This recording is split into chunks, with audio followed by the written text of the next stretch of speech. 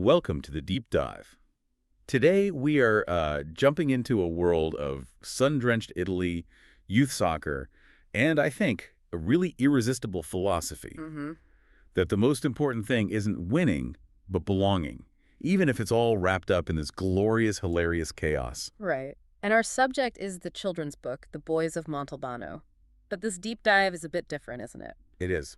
We're going to be pulling out the cultural DNA of this fictional team. And then connecting it directly to the very real and very unusual life of the author, Marcy Schaff. Exactly. So our mission is to see how this story celebrates playing together over playing perfectly. And how the author's life, I mean, she's a celebrated writer, but she's also a professional boat captain. How that experience kind of, charts the course for the whole narrative. It's such a fascinating framework comparing maritime navigation with, like, the total chaos of childhood play. It is. And the book just drops you right into the atmosphere from the very first page. Let's start there, then, with the atmosphere, because it really is everything. In Montalbano, Calcio, that's soccer. It's the town's heartbeat. It's more than a game. It's this whole symphony of sound. You hear balls thumping, kids yelling in like 5 different accents. And then you have the beautiful chaos on the sidelines, the one constant. The anchor of their reality, yes. Nonna Rosa yelling her eternal warning, "Not near my tomatoes." That one line, it tells you everything you need to know, doesn't it? It's the blueprint for the story. It says, we're playing a game, but real life is right here, spilling over the lines. And you might just ruin the harvest. It's passionate, it's local, it's perfectly imperfect. Yeah, it shows the boundaries of play are, they're porous, the whole community is invested in the game, and the local produce. So let's unpack that Montalbano state of mind. What really makes this team legendary? Well, it starts with where they play. Their Yeah. field is behind an old church, and it's described as half grass, half mystery patches. Right.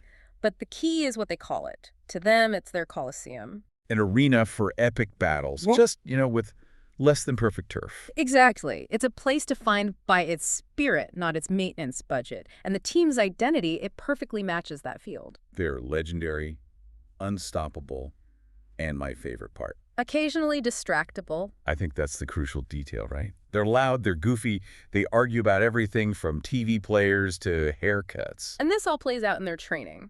Their coach, Bruno, he draws up these formations in the dirt with a stick. The classic grassroots approach. Totally. But the boys, they promptly forgot the second he turned around. It's such a perfect picture of intention meeting reality. The coach gives them structure, and the kids. The kids provide the glorious human element that just dissolves it immediately. And this is where the story's, its core philosophy really comes through. Exactly. It's not about skill or strategy. It's about cultivating this deep sense of community. It's all codified in their one non-negotiable rule. Their motto. Everyone plays, everyone laughs, everyone belongs. It's beautiful. But I have to ask, is that sustainable? I mean, when actual competition shows up, can that philosophy hold up? Or is it just a nice idea until you face a serious opponent? That's the central tension of the story, for sure. The book basically argues that their spirit is their competitive advantage. Okay. But it only works because they have this balance of personalities. You need Luca for the dramatic entrances, Nico for the dramatic stories, And you definitely need Marco. for the crucial dramatic snacks. These quirks aren't a distraction. They're the oil in the machine that keeps it from seizing up under pressure. So the chaos is their structure. It's controlled spontaneity. Yes. But that comfortable, chaotic world gets completely threatened when, the stakes are raised. Which brings us to the next section. Coach Bruno announces their first friendly match on Saturday. And the opponent is just perfectly designed to challenge everything Montalbano stands for. Monticello. Monticello, Yeah. the town where the kids train in uniform. And the parents are quiet on the sidelines. And the most damning detail of all, their players wear matching socks. Oh, the horror. Matching socks. And their coach carries the ultimate symbol of rigid, organized bureaucracy, Don't say it. a clipboard. The clipboard, of course. It represents the perfect plan written down that you have to stick to no matter what. It's the total opposite of formations drawn in the dirt that just blow away in the wind. So how do the Montalbano boys handle this confrontation with structure? Pure, unfocused panic. The pressure just sends them spiraling. They're suddenly shouting, "We need new strategies. We need lucky socks." We need Nana Rosa to pray for us. Yeah, they try to replace their spirit with superstition. Absolutely. And their practice session right before the match is just It's a masterclass in distraction. Right. The anecdotes are perfect. They tell you everything. They do. Nico, instead of focusing, he tells this incredibly long story about a haunted soccer ball. As you do. Luca tries a trick move and just trips over nothing at all. And my personal favorite, Marco. The snacks. He drops crumbs everywhere, and instead of just admitting it, he blames gravity. Blaming gravity. It's the ultimate deflection. You turn a personal failure into, what, a universal law of physics? It shows how overwhelmed they are. They're completely overwhelmed. Their confidence is shot because they think the matching socks and the clipboard are what you need to succeed. And that's when Coach Bruno steps in. He does, but he doesn't try to force more structure on them. He actually doubles down on the chaos. He gives them the lesson that's really the whole story. He gathers them up and says, You don't need to be perfect, you just need to play together. it's the permission they needed to just relax. It shifts the goal from winning to just being there, together. It refocuses them entirely. And the best part is, right after they agree to play together, They immediately start arguing about who nodded in agreement first. the beautiful chaos remains. A wonderful constant. Okay, so then just before this big high-pressure match, Coach announces a big event. The timing is either terrible or perfect. A brand new player is joining the team. And the team's reaction tells you everything about their priorities. Right. They weren't asking, is he any good? They were asking, will he understand our chaos? And most importantly, We'll also bring snacks. priorities. So Saturday comes, and the new player arrives. Zaiden, an American boy with bright blonde hair, another totally unknown element. And the whole team just stares.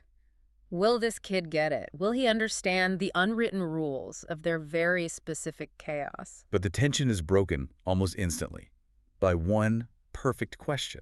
It's the ultimate test of belonging. Nico, the storyteller, just blurts it out. Do you play calcio or just kick wildly and hope for the best like us? And Zaiden's answer just locks everything into place. He grins and says, Well, definitely the second thing. it's just genius. It's this moment of instant mutual vulnerability. Zaiden isn't trying to impress them. No, he's admitting he prefers their way. And by saying, like us, Nico has already handed him the key to the club. So when the match starts, the score isn't really the point. The book is very clear on this. Did they play perfectly? Not even close. But they played with this incredible, infectious joy. They were loud, encouraging, celebrating every tiny victory.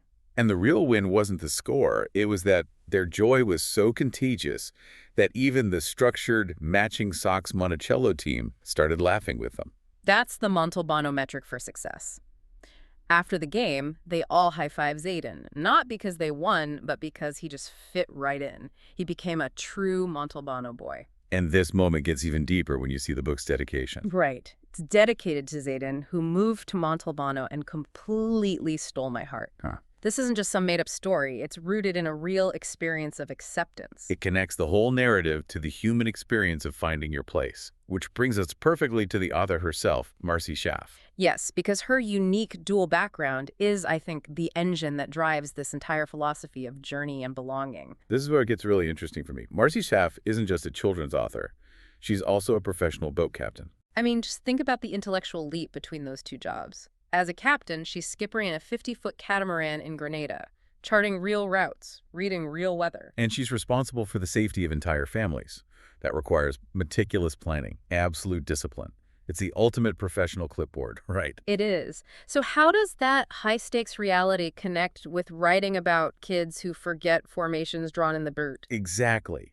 How does this pen in one hand, helm in the other, life shape her voice? I think it creates this amazing synergy. A captain's job is to get to the destination safely, but she has to know that the plan, the chart, is immediately secondary to the living reality of the sea. Ah, okay. So the weather, the currents, the crew, all of that supersedes the static lines on the paper. Precisely. The discipline of navigation, the clipboard of the sea, it's necessary for survival, but the real skill is in the adaptability. It's knowing the plan has to change based on the dynamic environment. So that's the Montalbano thesis, but applied to the high seas.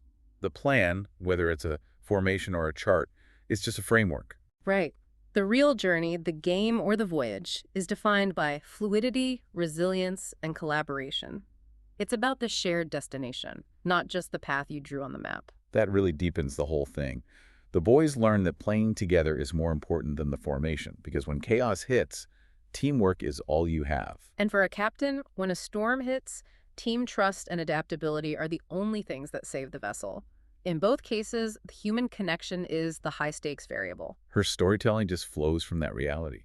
The course mentions she loves turning charts into journeys. hmm And that her books blend geography, gentle humor, and heart. She's teaching kids about the geography of Italy and the geography of the human heart at the same time. And she even extends this beyond the page, right? Mm. Advocating for sea safety, caring for the oceans. Which is another perfect example. She's applying structure safety tips in service of joy and exploration. The rules aren't there to limit the voyage, but to make future voyages possible. So the goal of the captain and the writer ends up being the same. The best voyages, like the best teams, are equal parts. Wonder, kindness, and good company. The success is defined by the quality of the company, not the efficiency of the route. That's the big takeaway here. The magic of Montalbano is all about prioritizing belonging over perfect technique and matching socks. It's a reflection of a captain's understanding that life, whether it's on a field of mystery patches or the open ocean, is fundamentally unpredictable. And the ability to adapt, to laugh, and to rely on the people next to you is the only skill that truly matters. The boys forget the formations. The captain knows the weather will force her to forget the chart. The human element is the ultimate variable in both. Absolutely. So as we wrap up this deep dive, we'll leave you with a final thought. We've talked about the Montalbano boys rejecting the perfect structured approach for spontaneous human chaos. We've contrasted the symbol of the rigid clipboard against the spontaneous shout from Nana Rosa, protecting her tomatoes. The clipboard is the plan that can stifle joy. The tomatoes are the core human priority that you can't ignore for the sake of the game. So we ask you, in your own life, in your work, your team dynamics, your personal goals, what is the clipboard you're clinging to? What rigid structure looks perfect on paper but might be getting in the way of real connection? And what's your version of Nana Rosa yelling about the tomatoes? What essential, chaotic, passionate piece of humanity do you need to embrace or maybe protect to achieve true belonging and real success? Because sometimes the best way forward is just to kick wildly and hope for the best, Oh, as long as you're doing it with good company. definitely the second thing. Thanks for joining us on The Deep Dive.